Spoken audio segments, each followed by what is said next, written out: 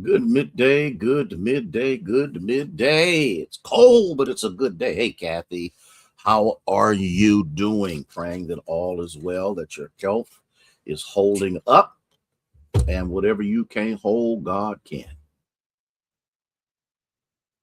Mm, just wanted to say hello to you, one and all, and to let you know that we are thankful and grateful to God for us be able to come together again. I know it's been a little while since we've had a snapshot, but us is back. And so we are grateful and thankful to God for this privilege to be able to do so. So, with that being said, let me welcome you one and all. Let me welcome each and every one of you that you might be able to come and to be with us on today. Rhonda, Miss Barnett, bless the Lord for you. I believe it's Charcetta. I asked somebody, Charcetta, thank you so much for being here with us. Wendy, Elder Johnson, how are you? Good midday to you again. Congratulations. We're glad that the Lord is continually blessing you over and over again. I don't know if I said it. Shirley, thank you so much. Wendy, good to have you here with us on this day.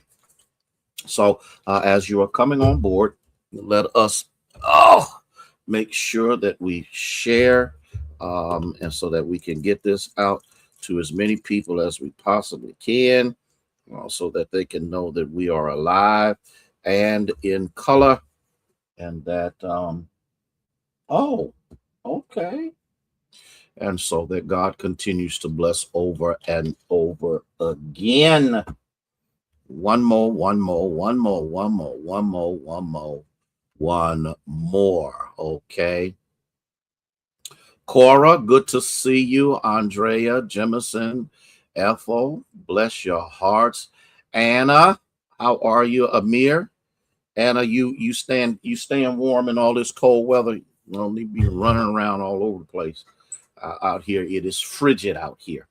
I had some running around to do to get so I can put the plate on my other car. And I was like, okay, then I got to go out in a little bit and sign up for my Social Security. Now, isn't that something? Now I'm gonna tell you. Let me tell you how slow I am. I could have got it at 66, 67, and still worked. It just slipped my mind. Ain't that nothing? So we're gonna go ahead and get that done, and we'll just give God glory and praise that we are still here to collect it. Yeah. Oh, don't make me holler. Don't make me holler. Welcome, welcome, welcome, welcome, welcome, welcome, welcome, welcome, welcome to you, one and all. We count it all joy that we are able to come in and to share with you on today. A wonderful day, a wonderful day. Well, Pee Wee, how are you? Bless the Lord. Good to see you, Carolyn Trinette. Tell hubby we said hello. And, it's just a good day. And some warmer weather is coming. So we have to make sure that we take care of ourselves because as COVID is running rampant, the flu has lost its mind. And it is a blessing. Yeah, it is a blessing. When you're used to not having some things, you don't think about them. Okay, but we give God glory and praise. Okay, Chaplain Hearns, bless you. Sabrina, how are you? I've been praying for you. Okay, praying that God will continue to keep you in perfect peace because we want to make sure your mind is stayed on Him. Timothy, bless your heart. Thank you so much for being here. Well, let me go on and jump in here. Okay, Debbie Toomer, bless your heart. Thank you so much for being here. Well, let me say thank you, James. I appreciate that, sir. Let me say that I am grateful for the numbers. Thank you for sharing. I see y'all doing it. Thank you for sharing the numbers of persons that got on yesterday was absolutely unbelievable. And so I'm thankful. I'm thankful. Okay.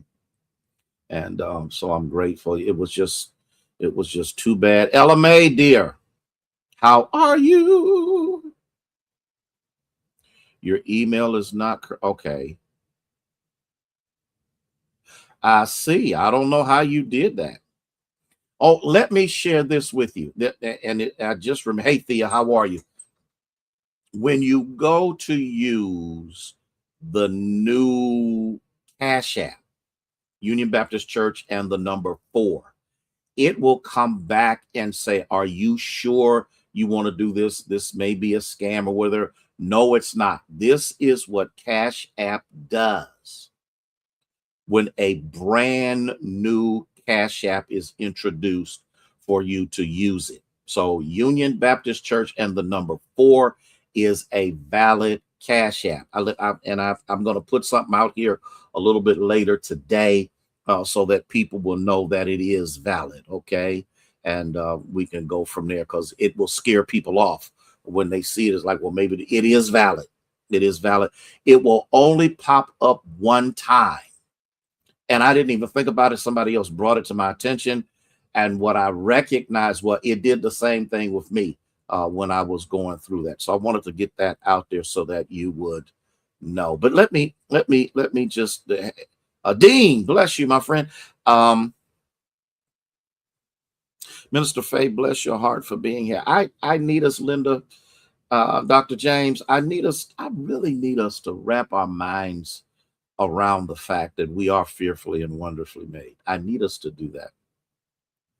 No matter how skinny you are, no matter how much weight you gain, no matter whether you got hair or no hair, borrowed hair, or whatever, whether they're your teeth or not, whether they're implants, whatever, Minister Sarah, you got to know who you are, and you got to be satisfied in your skin instead of worrying about the appearance or the well-beings or the appearance of well-being um, in the lives of other people. We are his workmanship, created in Christ for good works, which God prepared beforehand so that we could walk in them. I've struggled with self-worth and self-esteem most of my life.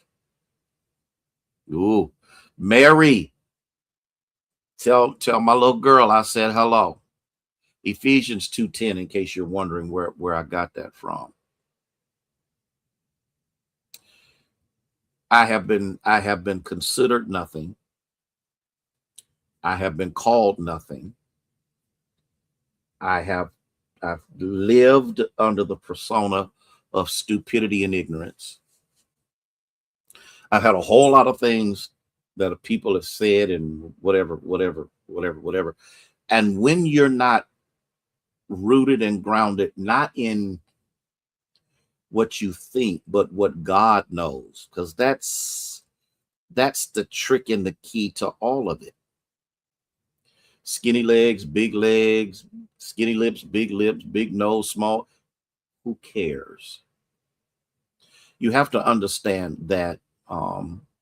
Did she? That's my girl, Bella. And so I have to deal with the fact that I need to know who I am. No matter how dark, medium, light, nappy, straight, processed, you know I'm going back when I start talking about processes. Whatever my body parts look like, it is who I am. And guess what?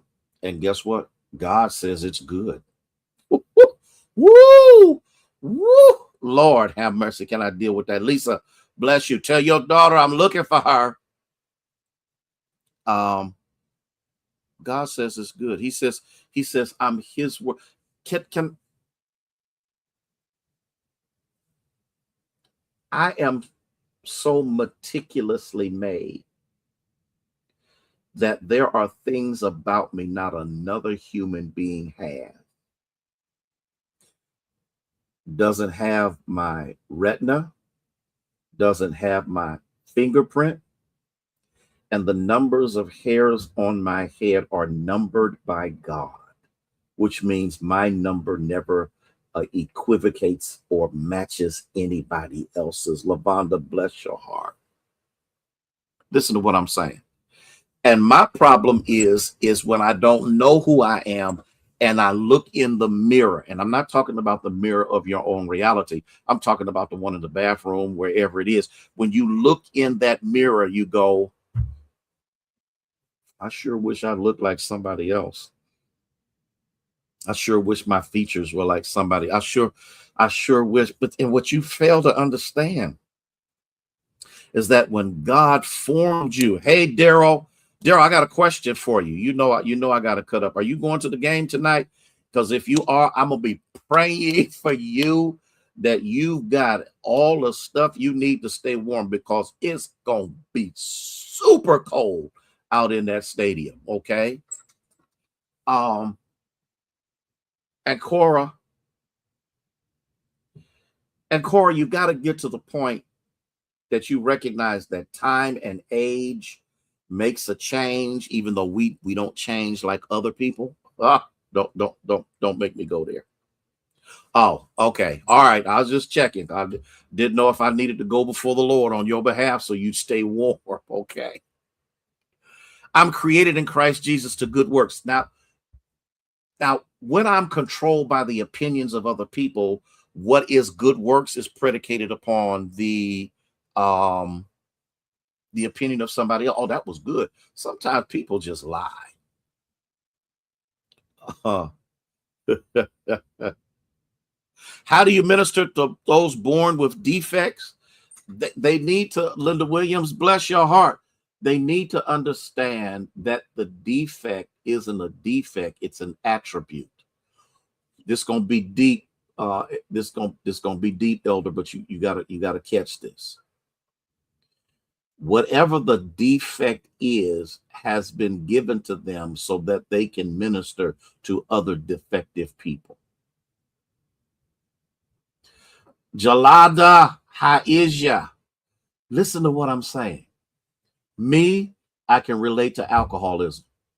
I can, somebody can come to me and talk about alcoholism. I can relate to it 100% because I've been there.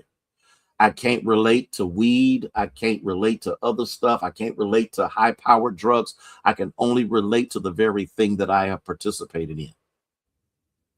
And so, Elder Johnson, what people need to understand, if you got a defect, it's because that defect allows you to empathize, sympathize, and encourage somebody who is where they are. Oh my God. Lord. A woman can't relate to somebody who's been raped if they've never been raped. And that's what I think many people fail to understand, is that sometimes God permits in his permissive will because am I all right, Elder Johnson? Because for the most part we are so enamored by a perfected society, a perfect society, that every tooth is white and every hair is in place and every this and every that, and we do this and we ride in this and we live in this and we live in that, until we forget that God utilizes the defects. And guess what? If the defect is there, guess what he said? I'm his workmanship. He permitted the defect to show up so that I can relate to defective people. That's the reason why this jerk in the White House can't relate to poor people, because he's never been poor. He can never relate to needing health care because he's never been in that position. He can't relate to some things. Linda, how are you? And what you have to understand, he can only, Dr. Fletcher, how are you, sir? He can only relate to the environment that he's been raised in. So when we get mad at him over certain things, we fail to understand he don't know what it's like, and he doesn't care to know. And so that's the reason why it's dangerous to put a 2-year-old child in the White House. Oh, let me teach this. Let me teach this. Let me teach this. And so here's what we've got to understand. If you come from the hood, you can relate to people from the hood and show them they don't have to stay in the hood. Some of our greatest youth workers have gotten out of jail. Many of our greatest youth workers have been gangbangers. Why? Because there's a relationship that they have between them and the young people, because you can't tell somebody not to do something if you ain't never did it yourself. Oh, I got to go. I got to go. I got to go. Listen, y'all. Listen. I'm going to come back tomorrow. I'm going to delve into this just a little bit deeper, but I need us to understand that you quit comparing yourself to somebody else. There's things that have been said about me to my face, behind my back, that if I had really adhered to them, man, I'd be a babbling idiot. But because I know who I am, because I know how I've been made, even with my defects, I had to get past the surgeries and the scars of the surgeries and all of this other kind of stuff. I had to go through all of that. Sabrina, I had to go through all of that in order for me to be an effective minister. And when I talk about minister, I'm not talking about call, license. I'm talking about to minister. And it's my pain that provides my platform. Oh, let me say that one more time. It's my pain that provides my platform, so I can tell other people the goodness of the Lord. I'll be back tomorrow, same time, same station. We're going to deal with this just a little bit more. Love y'all with the love of Jesus, who is the Christ. Okay. May God bless you. May he keep you. Yeah, stay warm. It's going to warm up a little bit, but please, please, please don't take this little warmth period for granted, because the flu and COVID is still out here like wildfire. I'll talk to you soon. Praying for you, Linda. Love you with the love of Jesus, who is the. Oh, did you catch that, Linda? Did you catch that? Pain provides my platform. Y'all, listen, I'm getting ready to preach that somewhere. Love y'all with the love of Jesus Christ. May God bless you and keep you, is our prayer.